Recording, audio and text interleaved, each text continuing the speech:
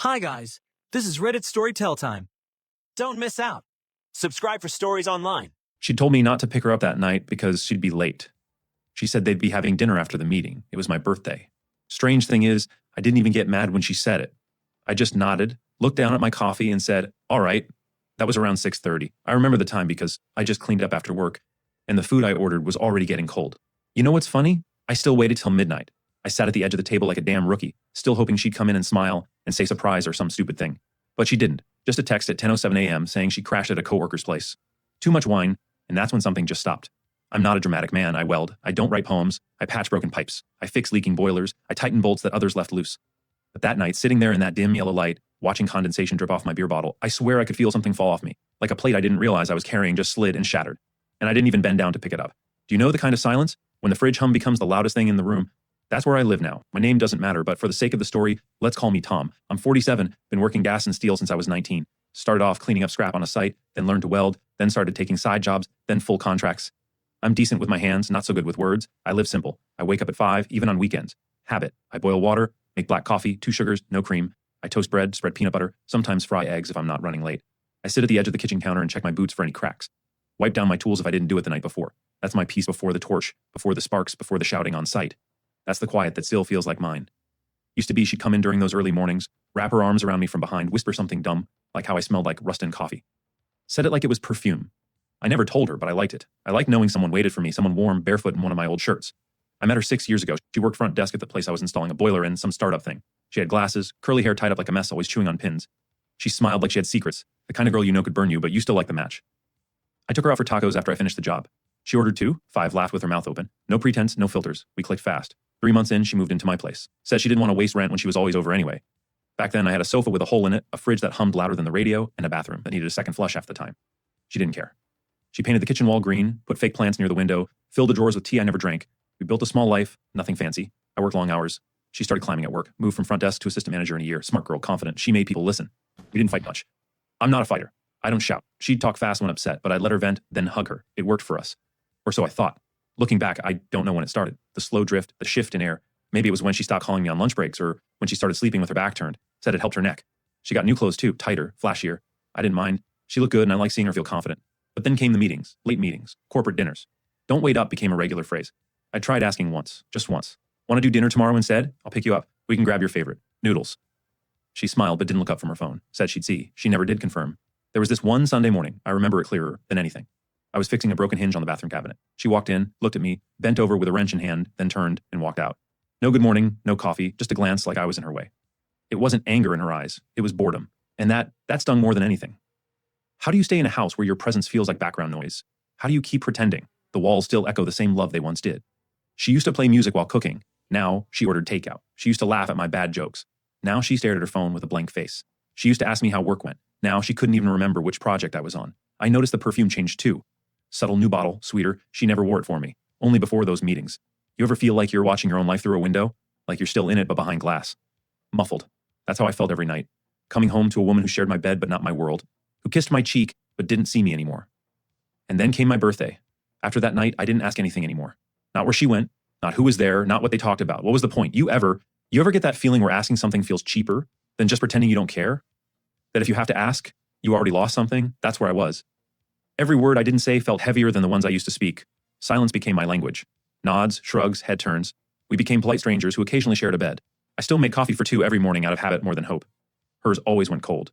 I stopped pouring it down the sink, just left the mug on the table till evening. That way, at least it looked like someone had been home. Work helped, when you're under, a boiler, sparks flying, sweat dripping into your eyes, back cramping from hours on your knees. You don't have time to feel sorry for yourself.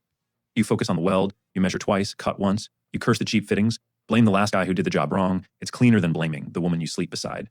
She started dressing different even around the house. Silk robes, sure things, but it didn't feel inviting. It felt staged, like she was living in an Instagram post that I didn't belong in.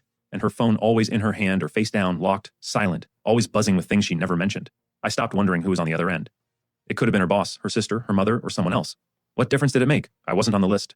We stopped eating together. She'd say she already ate at work, even when I came home with her favorite, the dumplings from the old spot downtown.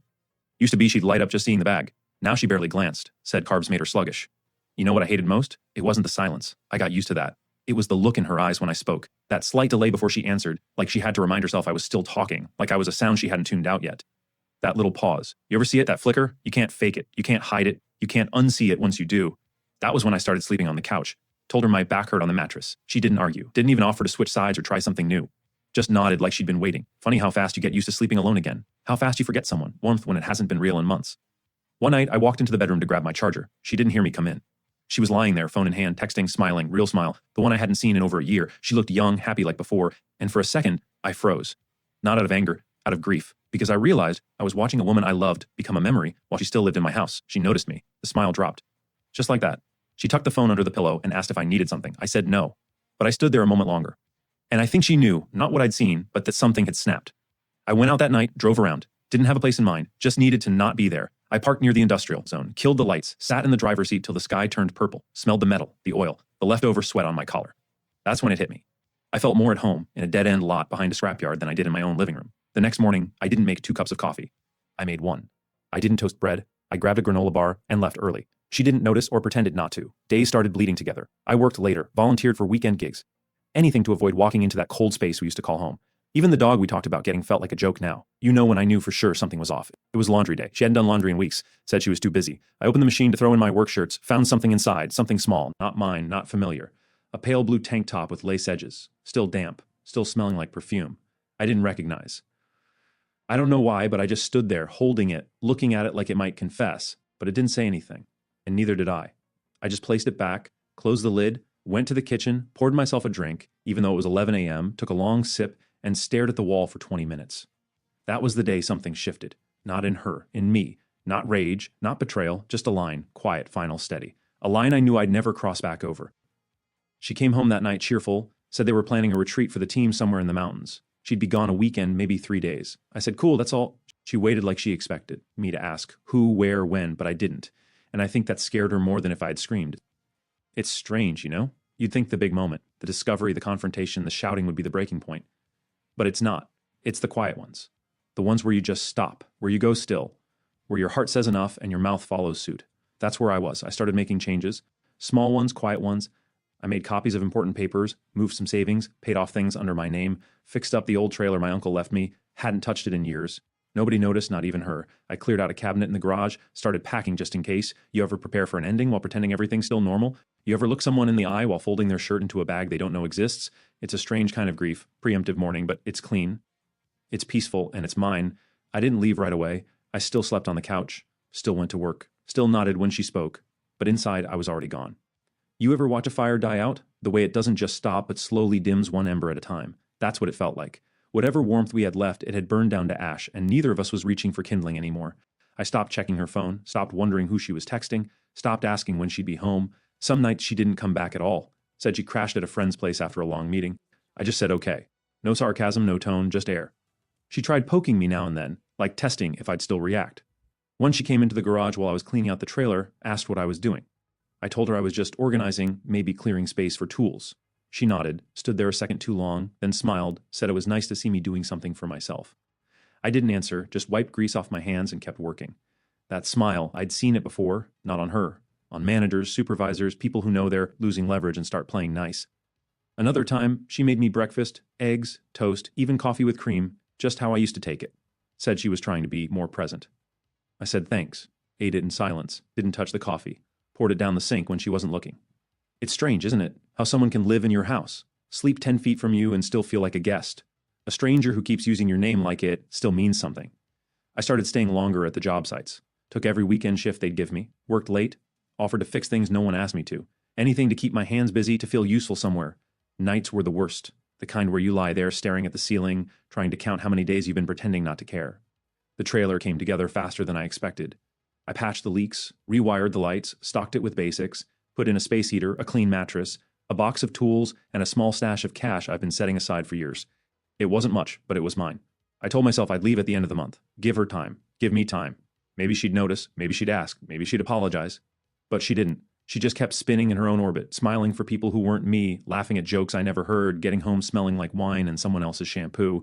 And I just kept watching like a ghost inside my own life. Then came the almost moment. It was a Sunday, rain tapping soft against the windows. I was fixing a leak under the sink, something I'd been putting off. She walked in barefoot, hair damp from a shower, wearing one of my old shirts, one she hadn't touched in years. She knelt beside me, said nothing for a while. Just watch me work. Then she reached out and touched my arm, soft, gentle, like old times. Said she missed me for a second. My hands froze. I don't know if it was the smell of her shampoo or the way she said it like she meant it, like it was real.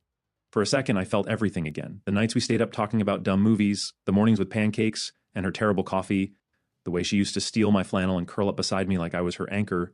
And I almost said something. Almost asked if we could fix it, almost looked her in the eyes and said, then come back. But then her phone buzzed on the table behind her. Just one buzz, one vibration. She glanced at it, not long, not obvious, but enough. And that was it. I tightened the pipe, stood up, wiped my hands, said I was going to grab something from the garage. She smiled again, said okay, thought we were good, thought she'd want something, back, but I didn't come back in for the rest of the day.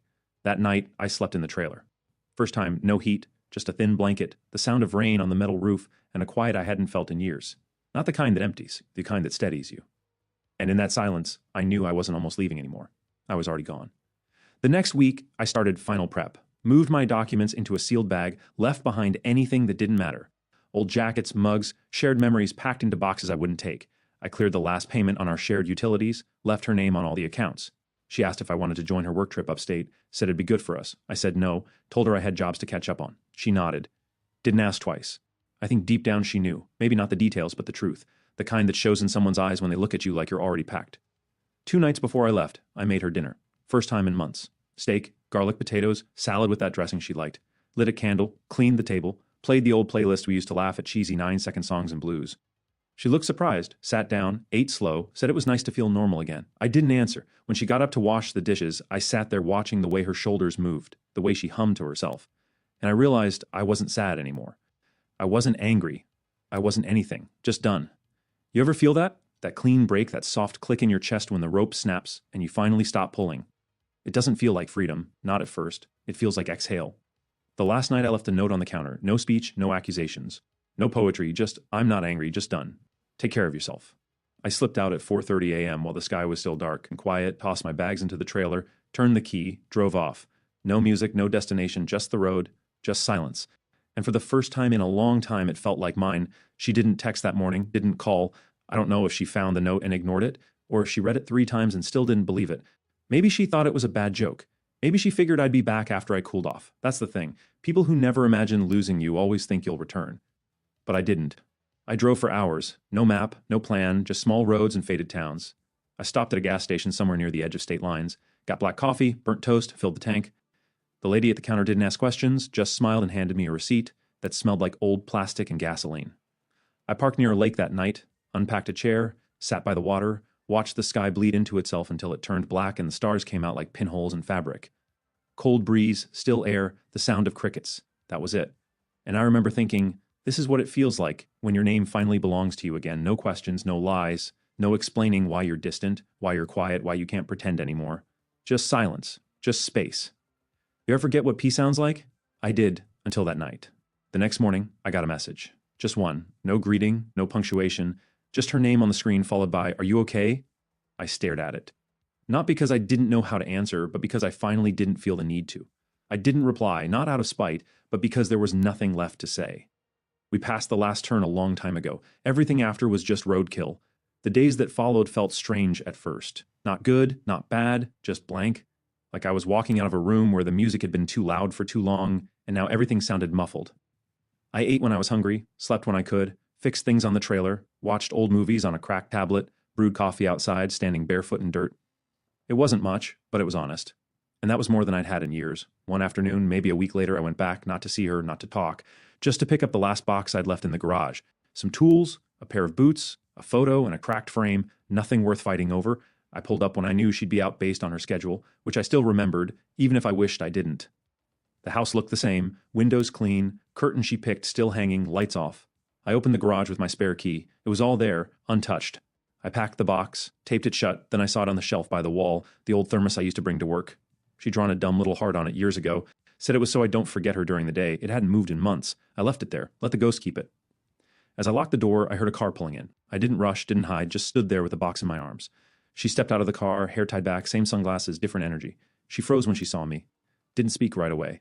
Then finally she asked if I was coming back. Not why did you leave, not where did you go, just that. I looked at her, really looked, and I realized something.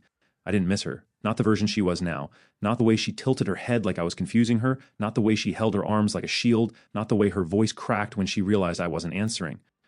She tried again, said she was sorry, said she didn't think I'm in it, said she didn't know I was serious. That last one, it hit different, because that was the truth, wasn't it? She never thought I'd go. She thought I'd always be there, no matter how quiet I became, no matter how cold things got. She thought I'd keep fixing what she kept breaking. But I was done welding cracks in a wall she kept punching through. I didn't say that, though. Didn't say anything. Just nodded once slow and walked past her. She didn't follow, didn't scream, didn't beg, just stood there alone, holding nothing. And I think that silence said more than anything we could have argued about. I got in the truck, started the engine, rolled out slow, didn't look in the mirror, didn't need to. Whatever part of me that stayed behind, it had already died long before the note. That was just the burial. Since then, I've kept moving. Small towns, bigger skies, mornings that start when I want them to. Work when I find it. Peace when I let it in. There's this diner I go to now. Good pancakes, coffee that tastes like ash and comfort. They know me there. Don't ask where I'm from. Just call me sir and bring the check with a smile. Sometimes I still think of her. Not with pain, not with anger, just as a lesson, like a scar that doesn't hurt anymore, but still reminds you what skin feels like when it breaks. Do I miss what we had? Sure, but only the part that was real. Not the lies, not the performances, not the pretending, just the mornings with bad coffee, and the way she used to laugh with her whole chest before she started hiding smiles in other people's texts. But even that, it's fading now. You ever feel like you're finally breathing your own air again? I do, and I'm not going back. Not because I won, not because she lost, but because some silences are worth keeping.